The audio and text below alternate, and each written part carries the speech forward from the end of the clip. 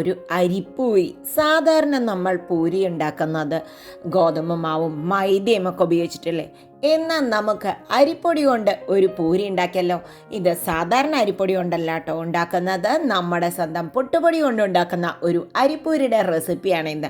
വളരെ ഈസിയാണ്, ടേസ്റ്റിയുമാണ്. അപ്പം അതെങ്ങനെയാണ് ഉണ്ടാക്കേണ്ടതെന്ന് നോക്കാം. അപ്പം നമ്മുടെ അരിപ്പൂരി ഉണ്ടാക്കാനായിട്ട് ഞാനിവിടെ ഉപയോഗിക്കുന്ന വൈറ്റ് റൈസ് പുട്ടുപൊടി എന്ന് പറഞ്ഞിട്ടില്ലേ, വെള്ള കളറിലുള്ള പുട്ടുപൊടി. അതിന് 1 കപ്പ് പുട്ടുപൊടി ഇട്ടോ. 250 ml കപ്പിന് 1 കപ്പ് പുട്ടുപൊടിയാണ് ഇട്ടിരിക്കുന്നത്. ഇനി ഇതിലേക്ക് ഒരു 1.5 കപ്പ് തിളച്ച വെള്ളമാണ് ഒഴിക്കുന്നത്. നല്ല തിളച്ച വെള്ളമാണ് കേട്ടോ ഒഴിക്കുന്നത്, തണുത്തതല്ല, തിളച്ച വെള്ളം തന്നെ ഒഴിക്കുക. എന്നിട്ട് കുറച്ച് ഉപ്പിട്ട് കൊടുക്കാം, ആവശ്യത്തിന് ഉപ്പിട്ട് കൊടുക്കാം. ഞാൻ ലേശം ഇട്ടിട്ടുള്ളൂ. ഇനി ഇതിനെ നന്നായി കട്ടയില്ലാത്ത വിധത്തിൽ ജസ്റ്റ് ഒന്ന് മിക്സ് ചെയ്ത് കൊടുക്കാം. ഇതിനെ കട്ടയില്ലാതെ ജസ്റ്റ് ഒന്ന് മിക്സ് ചെയ്യാൻ നോക്കുക. എന്നാലും നമ്മൾ കുറച്ച് കഴിഞ്ഞാൽ കട്ട ഉടയ്ക്കും. ഇതൊരു 5 മിനിറ്റ് അടച്ചിരിക്കാം.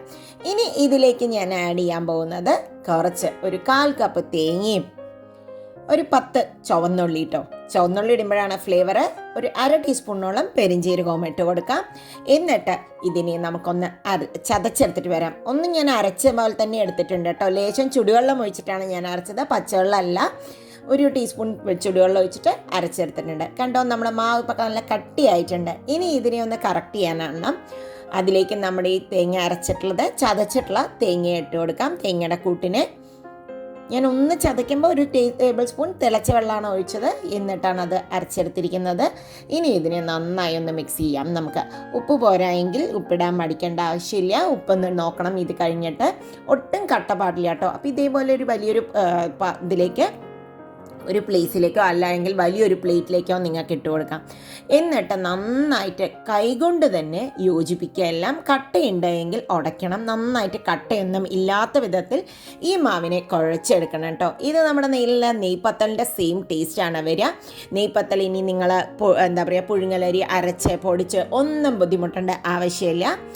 ഉപ്പ് പോരായിരുന്നു, കുറച്ച് ഉപ്പും കൂടി ഇട്ട് കൊടുത്തിട്ടുണ്ട്. അപ്പോൾ ഈ അരിപ്പൂരി വെറുതെ കഴിക്കാനും നല്ലതാണ്. ഇത് വല്ല കറിയുടെ കൂടെയും ഒക്കെ കഴിക്കാം കേട്ടോ. വേണമെങ്കിൽ നമ്മുടെ സാധാരണ പൂരിയുടെ ബാജറ കൂടെയും കഴിക്കാം, നോൺ വെജ് കറികളുടെ കൂടെയും കഴിക്കാം. ഇപ്പോൾ ഇതാ റെഡിയായി വന്നിട്ടുണ്ട്.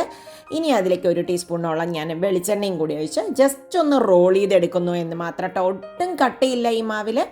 അതുപോലെ മാവ് കുഴയ്ക്കുമ്പോൾ നിങ്ങൾക്ക് വെള്ളം ഒട്ടും പോരാ എന്ന് തോന്നുകയാണ് എങ്കിൽ കുറച്ച് വെള്ളം, തിളച്ച വെള്ളം ഒഴിച്ചിട്ട് കുഴച്ച് കൊടുക്കാം. ഞാനിവിടെ ഒരു 1.5 കപ്പ് വെള്ളമേ ഉപയോഗിച്ചിട്ടുള്ളൂ. അപ്പോൾ ഇതാ മാവ് റെഡി.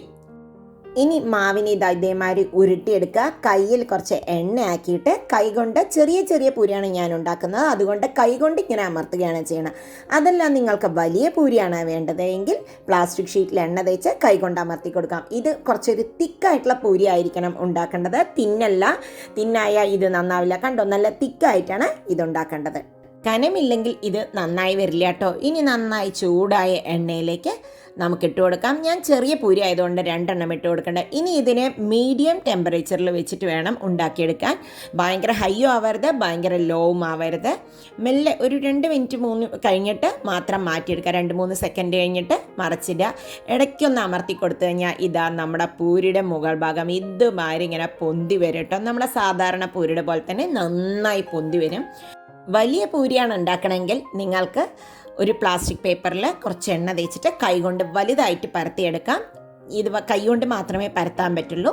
ഇപ്പോൾ കണ്ടോ, നല്ല പെർഫെക്റ്റ് ആയിട്ടുള്ള അരിപ്പൂരി റെഡി ആയിട്ട്. ഇതിവിടെ വെക്കുന്നതിന് മുമ്പ് ഞങ്ങളുടെ അരിപ്പൂരി മുഴുവൻ തീർന്നു പോയിട്ടുണ്ട് കേട്ടോ.